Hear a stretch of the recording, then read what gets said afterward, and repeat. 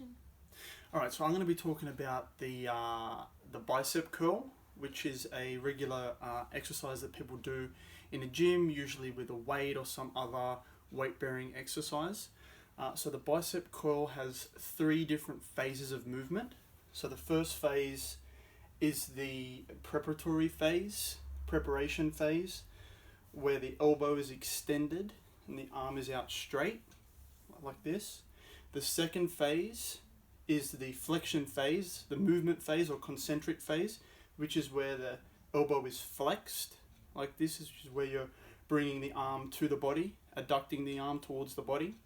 The third phase is the eccentric phase, which is where we go from the flex position into the extension position, which is the original position that the arm was in at the start of the movement. The joints that are used in the bicep curl, we have the wrist joint engaged, which is where we're holding the weight or other weight bearing function. We have the elbow joint, which is used in both the extension and the flexion, and we have the shoulder joint used mainly to stabilize the arm during the movement. The bones that are involved in the movement, we have the carpal bones in the wrist, we have the radius bone, this side of the arm, we have the ulnar bone on this side, we have the humerus bone right here, and then we have the scapula and the clavicle up here, mainly again for stabilization. The muscles used, the main muscles used in this exercise, the prime mover of this exercise is the bicep muscle right here, which is the muscle mainly used to flex the elbow. The synergist muscle, which is basically the muscle that helps the bicep to lift the weight or other weight-bearing mechanism, is the brachii, which is a synergist muscle. Then we have the antagonist muscle, which is basically the muscle that works against the bicep, which in this case is the tricep muscle, which is right below the bicep. One of the other things I wanted to talk about is Newton's third law of motion, which is that a body that starts in motion tends to stay in motion, and a body part that's at rest stays at rest.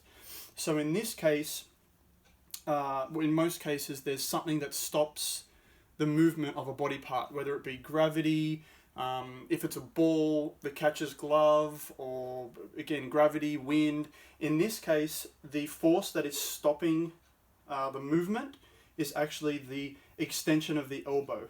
The elbow can't go any further than this point, so that's what actually stops the movement. The other thing I wanted to talk about, 2 things that are very important in movement analysis, are maximizing performance and minimizing injury. So in this case, in terms of maximizing performance, what we want to do is we want to make sure that the shoulder is back and is stable. That's extremely important. If the shoulder is too far forward, if the elbow is too far forward, it's going to engage the deltoids, and then when you actually lift the arm, it's going to be working more of your deltoids rather than the bicep. The bicep exercise, which is different to a compound exercise like the bench press or deadlift or squats, the point is to really isolate the muscle. So in this case, we want to make sure that the elbow is locked and the shoulder is stable, so we can isolate the bicep when we move it up. If we, again, bring it too far forward, we're engaging back muscles, we're engaging shoulder muscles, and we're not isolating the bicep. We want to keep the arm locked and then isolate the bicep, just like this.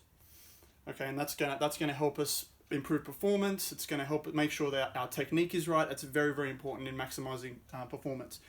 In terms of minimizing injury, that's also an important point. Again, if you're not stable, if the shoulder is too far forward, if your back is not straight, it's going to put pressure, particularly when you're using a very heavy weight, it's going to put pressure on different parts of your body, and it's going to increase the likelihood of injury occurring.